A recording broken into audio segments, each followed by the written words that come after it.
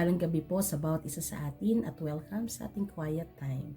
Sa ating pagbubulay-bulay, basahin po natin Gawa 19 verse 6. Nang ipatong ni Pablo ang kanyang kamay sa kanila, bumaba sa kanila ang Espiritu Santo at sila'y nagsalita ng iba't ibang wika at nagpahayag ng mensahe mula sa Diyos. Naalala pa po ba natin ang panahon ng ating bautismo? At naalala po ba natin ang kahalagahan ng ating bautismo?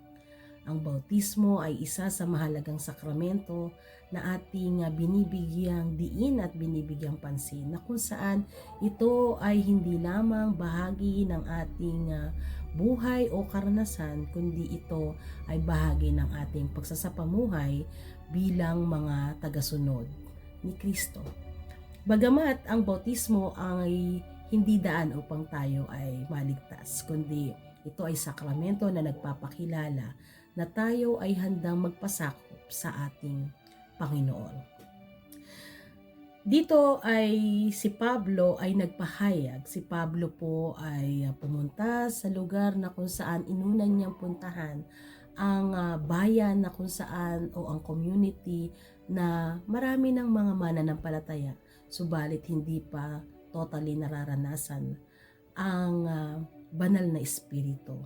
Kaya't muli niya binalikan ang ginawa ni John the Baptist sa mga tao na nagturo, nangaral at binautismuhan ang mga tao. At ito ay nagbigay ng encouragement sa kanila, sa mga tao na nakasalamuha at nakilala ni Pablo, na kung saan ito ay naging daan upang magpasya ang mga tao na magpabautismo at maranasan ang kaloob nito. Diba?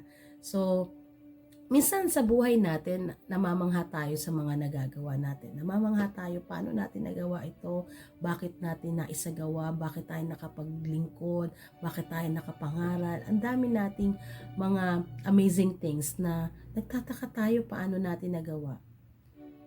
Sa ngayon ay wag na po tayo magtaka, sapagkat kung ito ay ipinagkatiwala natin sa Panginoon, ganon kumilos ang Diyos sa ating buhay, na sa pamamagitan at kapangyarihan ng banal na Espiritu, God is working sa buhay mo.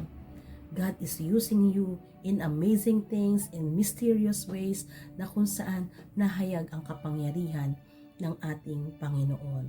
Kaya sa karanasang ito na sila'y nagsalita ng iba't ibang wika at nagpahayag, ito po ang gusto natin bigyan diin, at nagpahayag ng mensahe mula sa Diyos, ay ipinapahayag po sa atin, mga kapatid, na tayo ay maglingkod, magpahayag, magturo, mangaral ng katotohanan tungkol sa ating Panginoon. At huwag natin itong itago lamang sa ating sarili, na kung tayo ay naging Kristiyano, tayo ay naging tagasunod ni Kristo, na tayo ay naging mananampalataya, mahayag ang pananampalataya at maibahagi natin ang dakilang katotohanan tungkol sa ating Panginoon, na kung saan marami ang makaranas ng pagkilos ng banal na Espiritu.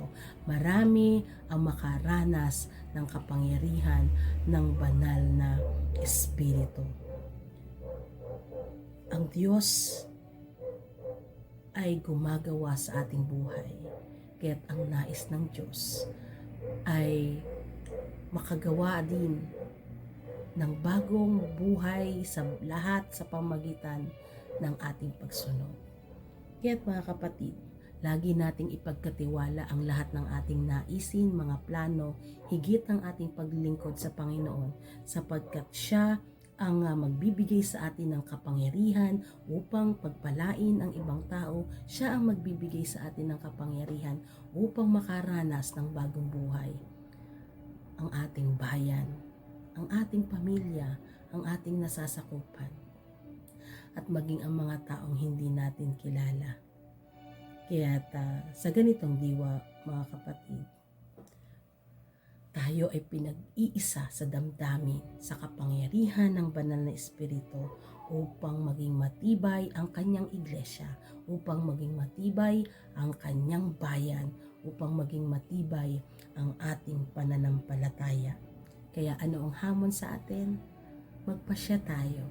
Magpasya tayo na laging sumunod sa Panginoon at tanggapin natin ang kaloob ng banal na Espiritu at ipahayag natin ang mensahe ng ating Panginoon. Tayo manalangin.